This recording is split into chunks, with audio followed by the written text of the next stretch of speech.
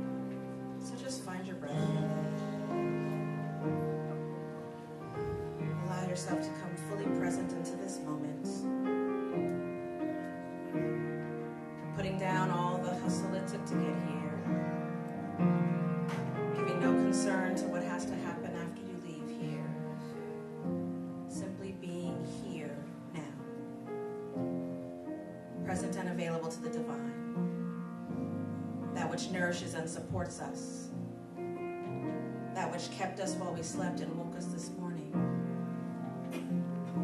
the same force that brings the rain, brings the sunrise, that which holds the planets in their orbits, that same force beats our hearts, circulates our blood. Our skin is made of stardust. We are one with the infinite power of the entire universe. It is without exception. It is regardless of the appearance of things. And it is true for every person, place, and situation. God is all there is, ever has been, and ever will be. I am one with the infinite power of the entire universe. And it is from this place of knowing, this place of trusting, this place of unwavering faith, that I, Sonia, speak my word on behalf of my beloved Heart and Soul Center of Light community. Knowing, trusting, rest ruling, and abiding, and then knowing that we are love, that we emulate love, that we accept love, that we hand it out freely and openly, that we receive it, that we bask in the unconditional nature of love, that we allow it to wash over us, wrapping us in a warm blanket of worthiness, that we remember that we are one. Every person, one with the infinite. 7 billion ways to know God. 7 billion ways to breathe this breath. 7 billion ways to love and laugh and live. To experience joy and miracles and magic. 7 billion ways to cry. 7 billion ways to simply be.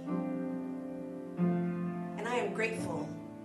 I am grateful to know this truth. I am grateful to be one with everything on the planet. I am grateful for Heart and Soul Center of Light and the space that it creates to allow us to know ourselves and to know each other. The space it creates for us to be powerful and authentic and unapologetic about love being the answer to every problem. I am grateful for every heart and every hand that supports this ministry. I am grateful for our musical inspiration, for the love, for the light. I am grateful for Minister Sherry bringing her word. I am grateful for Reverend Andriette, wherever she is, resting, rejuvenating, revitalizing herself. I am grateful that we are here in community, knowing, loving, being, accepting, transforming, evolving. I am grateful, family, for the opportunity to speak this word and the good sense to be grateful this day. And so it is in perfect gratitude that I simply release this word into the law, giving thanks that it is so, accepting and expecting it now and forever. And so it is. Good morning, family. Good morning.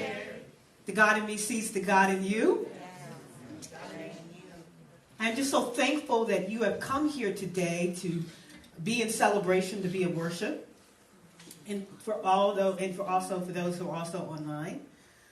I just want to start off by giving reverence today, just acknowledging the God that is interconnected within each and every one of us today, that no one is separated, that there is a God in you breathing life.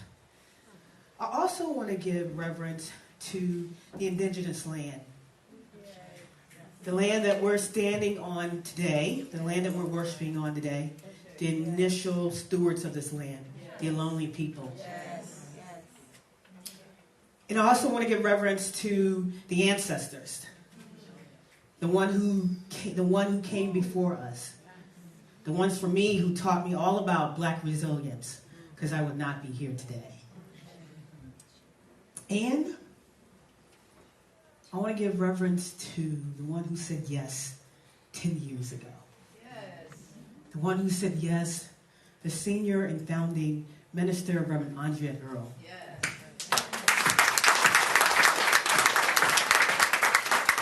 Those who don't know, we are celebrating our 10th anniversary.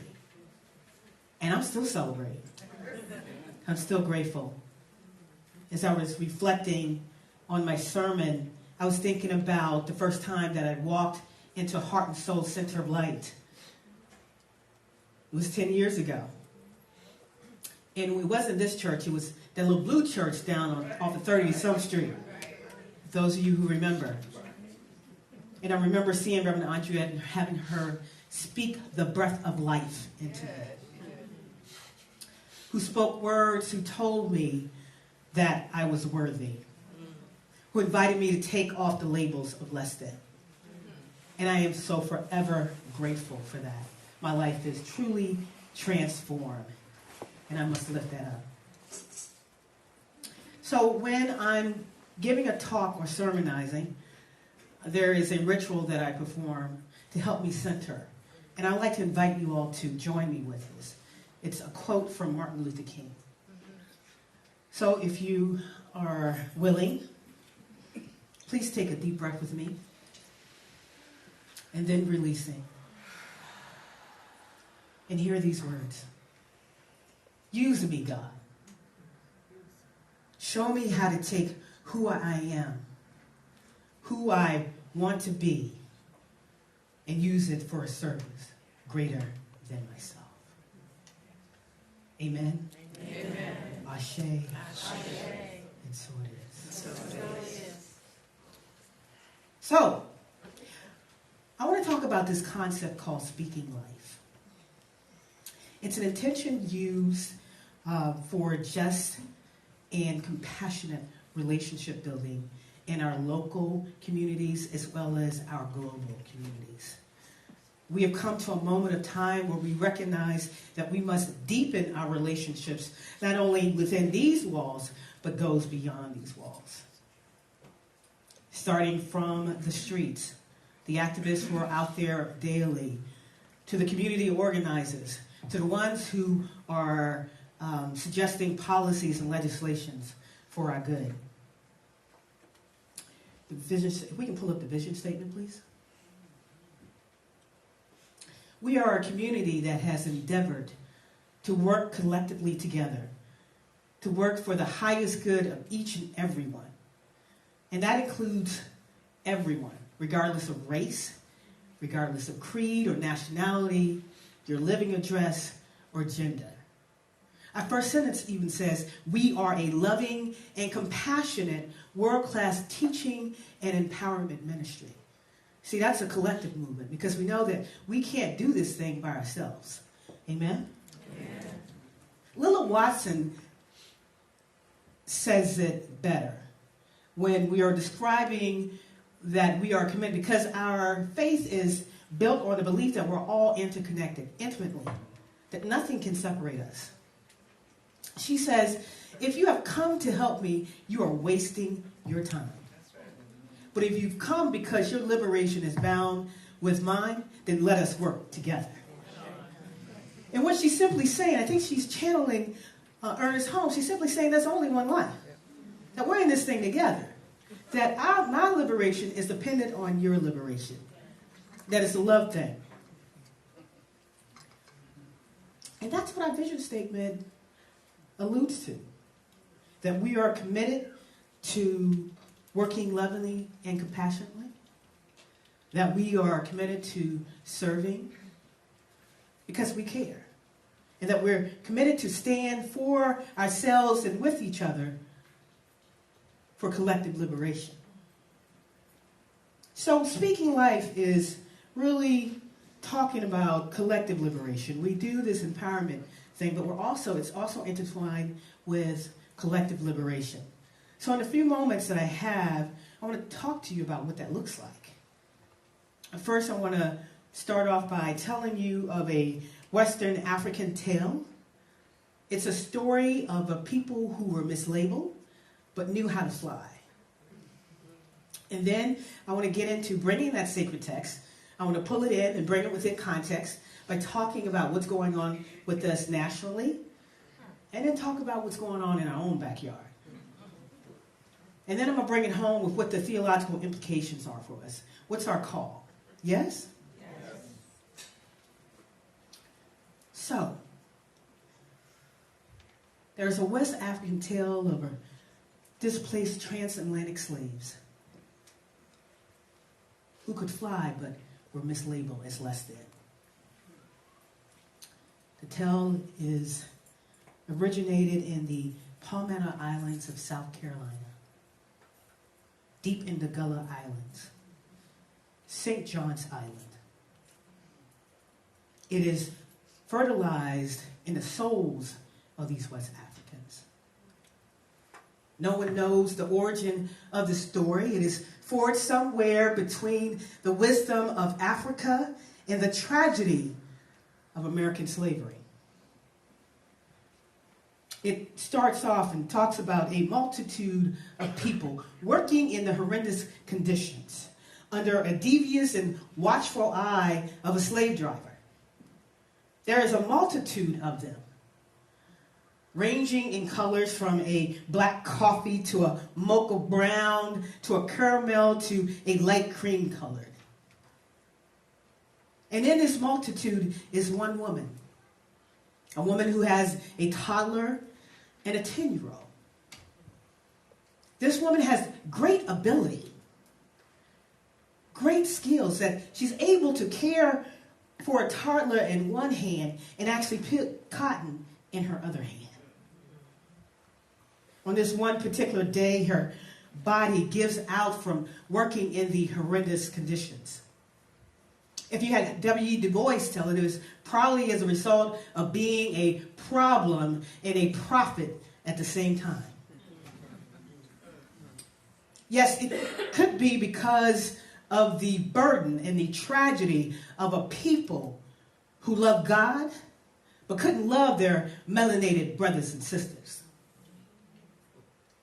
Or it could be because of a people who claim to be spiritual but not religious, of a people who lived in contradiction. This woman is lying on the ground unconscious, and her little boy runs to her because he knows that work stoppage is dire and swift. And he begs his mother, Mama, please, wake up. And as he's begging her, shaking her to wake up, there is this nameless slave driver who looks beyond her horizon and notices the work stoppage. And it begins to make its way over to where they are. There is another man that's in closer proximity to this woman. They call him Healer. He goes over to them and he leans over. And the little boy asks, is it time yet? Is it time? And the healer says, it is time. And it's at that moment that he leans into her ear and he speaks this phrase, this African phrase that has been handed down from mouth to ear from generations. And he speaks and he utters, Kulama. And he looks to the little boy and the toddler and he says, Kulaba, Kulaba. It's at this moment that there's great transformation. You see that woman that had failed, that was mislabeled, rose up, but she didn't rise up as a slave. She rose up as a queen. And her children, they were transformed as a prince and princess. And they grasped their hands together and they began to fly. The slave driver who was on his way over looks at these folks who are flying and he's struck with amazement because his mind can't wrap around the people that he is mislabeled as less than, as nobodies, are flying.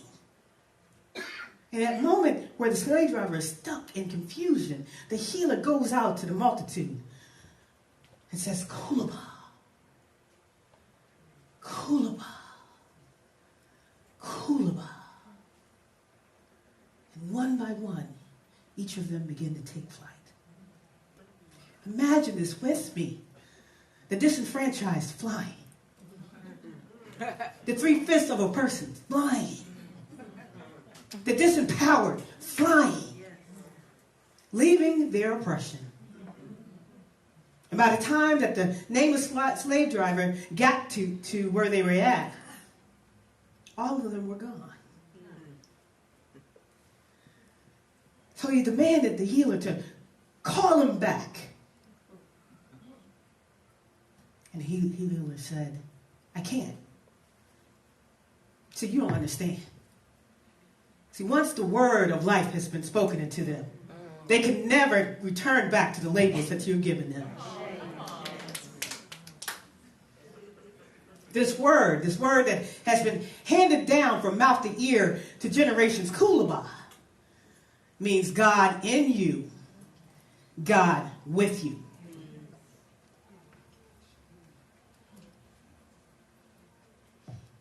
We have among us today mislabeled people, toiling in horrendous conditions, both literally and figuratively. There is a rampant imagination that is lethal and dangerous. It's known as the myth of difference.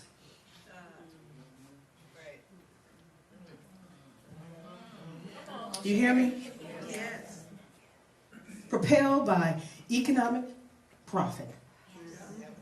We see this in our industrial prison complex where most of our brown and black bodies are held.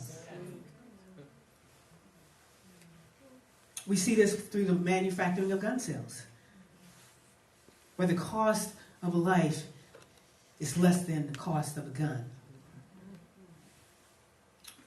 We see this that's connected to laws and policies that promote the death and killing of transphobia people at an alarming rate.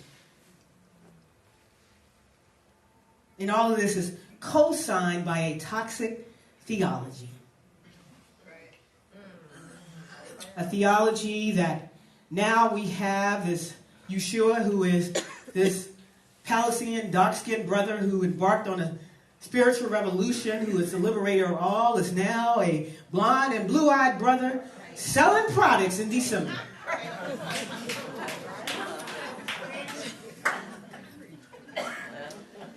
We have a toxic theology around this social ethic of personal prerogative.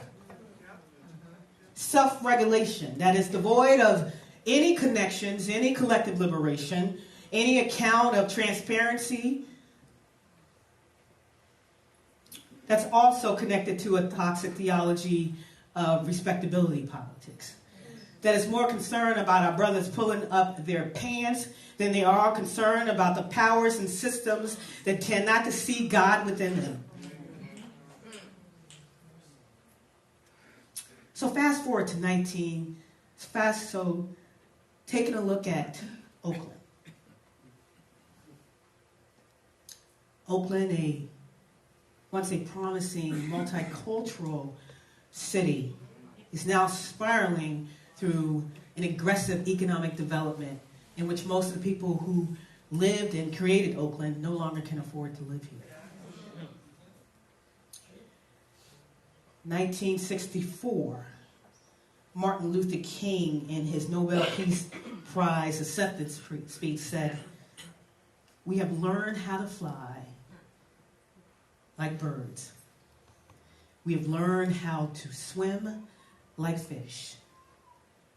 But we have yet learned how to live like brothers and sisters." Yet. 2018, the city of Oakland performed an equity report. And in that equity report showed troubling disparities in 6 major themes: economy, education, public health, public safety, housing, did I say that? And civic and neighborhood. It's been a while since I've been in high school, but I know a 33 is not a pastor.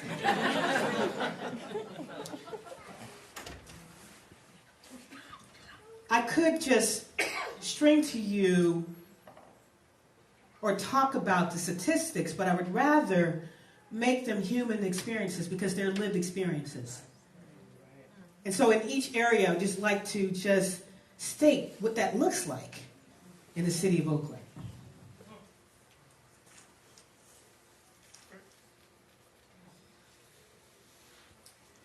In the area of public safety,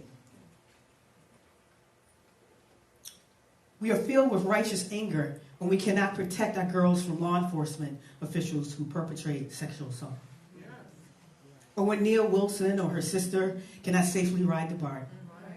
Or Jessica St. Louis or Duane Armstrong or more victims of Santa Rita jail failures.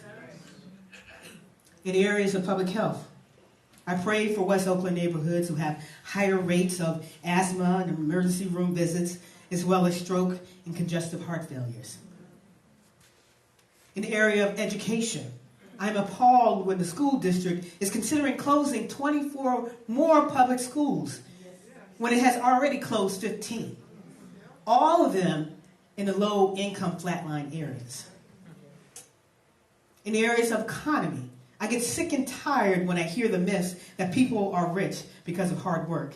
Yet nobody can explain why those who do the actual labor have no money. In the area of housing, we have a heart problem. when folks got the nerve to drive around the city looking at the homeless, their women, children, and men, with such great disdain, while they exercise sweeping encampments without providing places for them to live. In the area of public health, I pray, yet I am disturbed, disheartened to know that California is the 5th wealthiest economy in the world. Yet meanwhile, there are people starving. In the area of civic engagement, I pray and feel disrespected on the lack of diversity on rent boards and commissions as they have ties to real estate development. You see, I feel hurt and disgusted when I realize that the only reason I have been invited to certain spaces is to justify an event by exploiting my sun-kissed face. Yes. And I worry about my nephew. I'm concerned about him. A black man who recently left his home to make his way in a world that was not designed for him.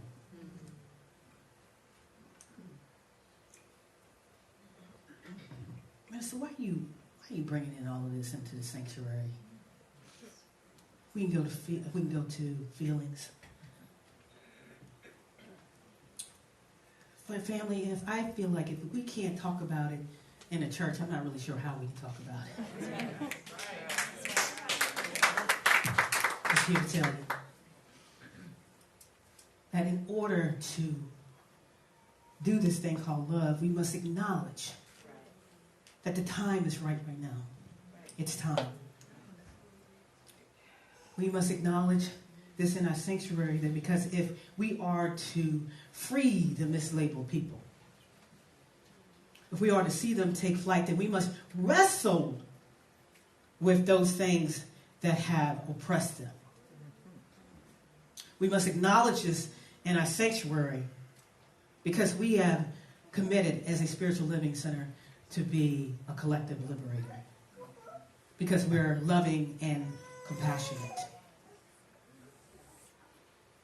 We must acknowledge this in our sanctuary because if our ancestors did it with less resources, then surely, come on here, surely we can do it today.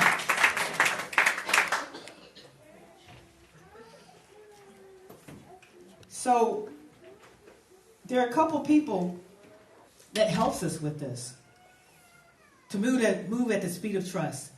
Adrienne Marie Brown says, things are not getting worse, they're getting uncovered. We must hold each other tight and continue to pull back the veil. Even Mr. Rogers says, anything that is human is mentionable, and anything that is mentionable can be more manageable. When we can talk about our feelings, they can become less overwhelming, less upsetting, and less scary. The people we trust with that important talk can help us know that we're not alone. That's right. You're safe here. That's right. And even James Baldwin says, not everything that is faced can be changed, but I tell you what, but nothing can be changed until it is faced. Yeah.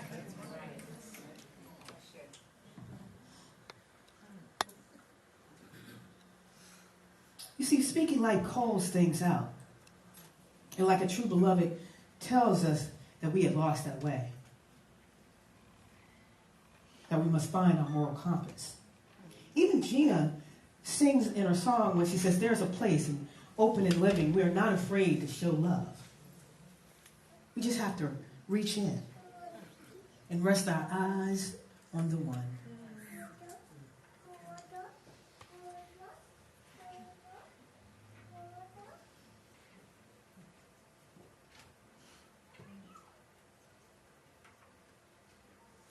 What's coming to me now is that I'm remembering, I guess I've been here about 5 years. It's during that time I'm coming every Wednesday, every Sunday is when Rev was initially, she was doing the thing on Wednesday as well as Sundays, and I was hitting it. And we would recite our vision statement, we would sing our song, which, by the way, is not just solely rhetoric. It's part of the work. It's part of the healing work. And I remember coming in on a Sunday. It was right after I had just been initiated as a licensed practitioner. Like any other day, any other Sunday, I would make sure that I would come in to get the full devotion because I realized how transforming it was by singing the song, reciting the vision statement. And on this particular Sunday, particularly after being initiated as a licensed practitioner, I began to read the vision statement again. And it hit me fresh, like it was brand new. Like I had just read it for the first time all over again. There was a transformation that had happened. And I say this to say that my journey as a licensed practitioner was really a journey about life. Because I believe that our human experiences are sacred. And that I was, at that moment, grateful to find a womb that would hold me. That would speak to me. And tell me that I'm more than a conqueror. I suggest, I pull this out to you, is that it's important to find something that helps you to move at the speed of trust. That helps you to talk about your feelings. We here at Heart and Soul Center of Light endeavor to make this world suitable for everyone. That's regardless of your living address, your sexual orientation, what you look like. To find you a safe and resting place. Amen? Amen. So what's the theological implication out of all of this as I close? If we can go to the Carol Fife slide. Carol Fife says, join something. Organize, organize, organize. Because if we don't organize, we will die. And I'm referring that's both figuratively and literally. If we don't fight together, we will die together.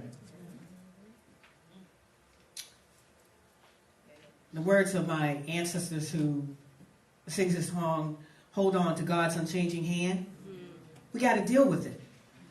And hold on to the one who brought us. And that's what she's basically saying. Is that we cannot afford to deny what's going on in the world. Because it really has an enormous influence on shaping our solidarity. That's right. We have to find groups to help us with our, what I would call our our opinions and assumptions.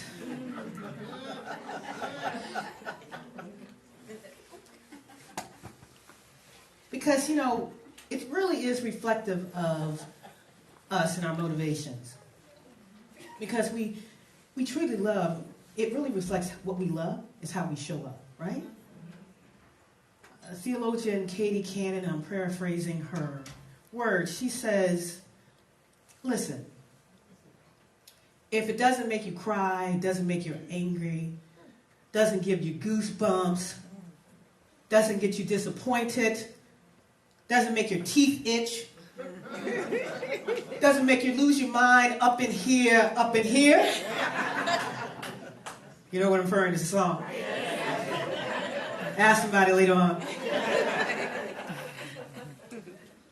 It's not big enough. See, we've been playing. And we can't act surprised that we see the world that it is today, right? We really can't.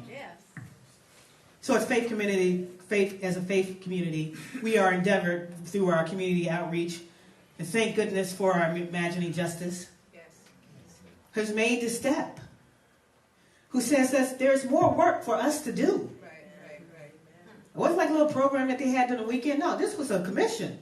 We're about to do something. And we can go back to our vision statement.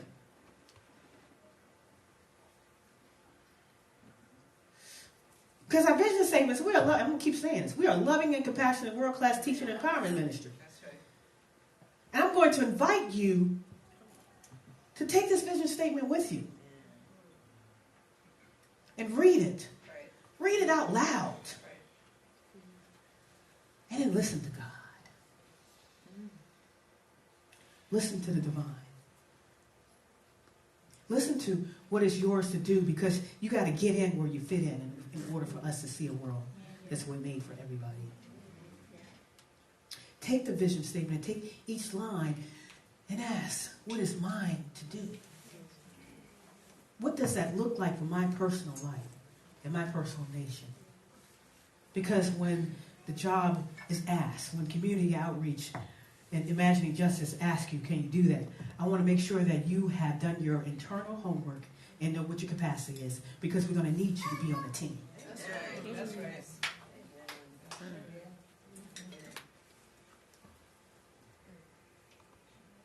So, in closing,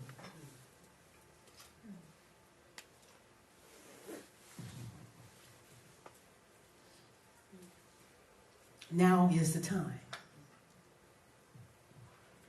Now is the time, healers, to show ourselves. Now is the time, healers, to find a word that frees people. Now is the time to show what heart and soul is working with. Now is the time to identify a word that will release those things that have mislabeled people and cause them to work in horrendous conditions. To breathe life. A word that has been spoken from here that will be spoken out in the streets to City Hall. Kulaba. Kulaba. Kulaba. Amen.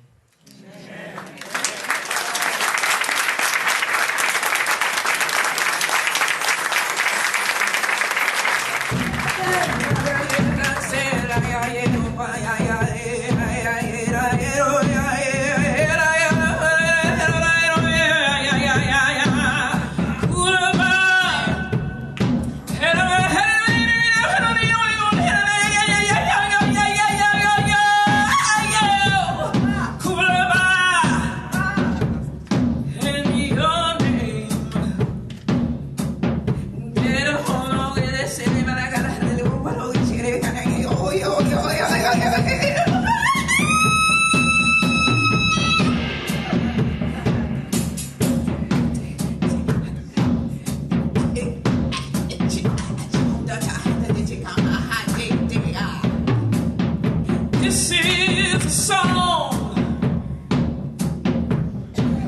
about coming together.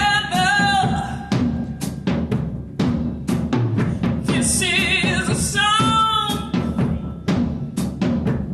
about how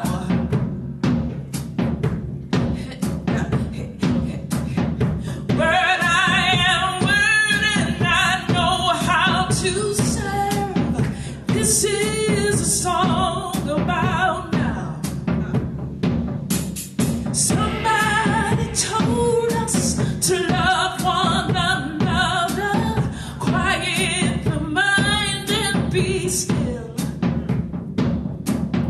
Now is the time to believe who we are and marry our soul with our will. And I say,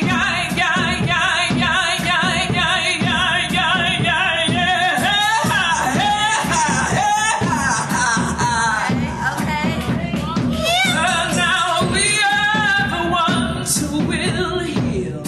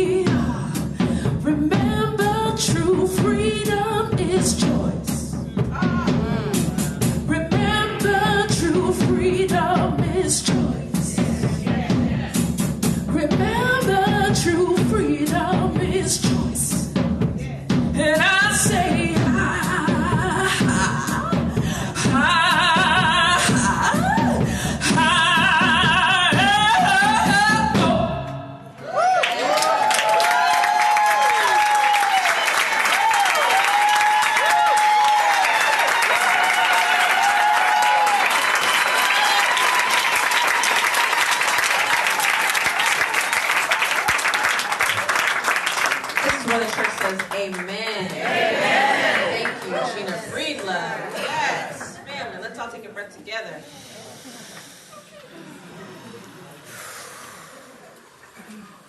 Thank you, Tammy Hall. Thank you, Javier Akwal. Thank you, Minister Sherry Murphy.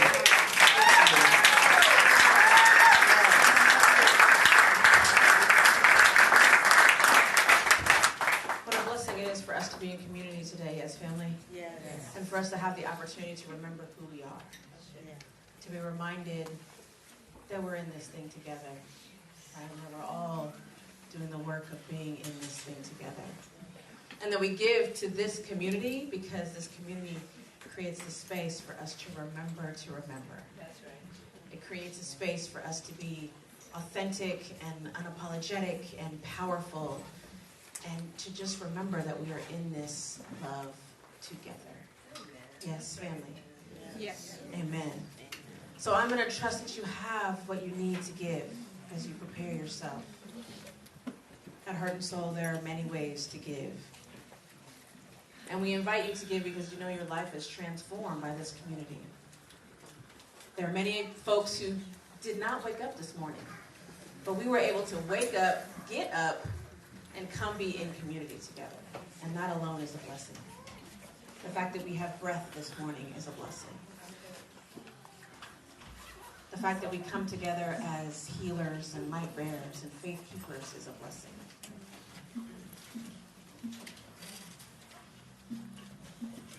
And so in the many ways that you can give at Heart and Soul, whether it's text, or giving by cash, or a check, or a credit card, we simply invite you to give. For those of you who are giving online, we have our $1 million Harriet bill that we invite you to place in the basket because there's something important about the ritual of giving when we're in community together. And so the opportunity is for you, if you're giving online, to put this in the basket, to make your presence known. And we are grateful. They go in the basket and not in your purses. Saying that because I like that. So, trusting that you have what you need to give your gift, I invite you to hold that gift in a way that is sacred to you. And to hold yourself in a way that is sacred because your presence matters.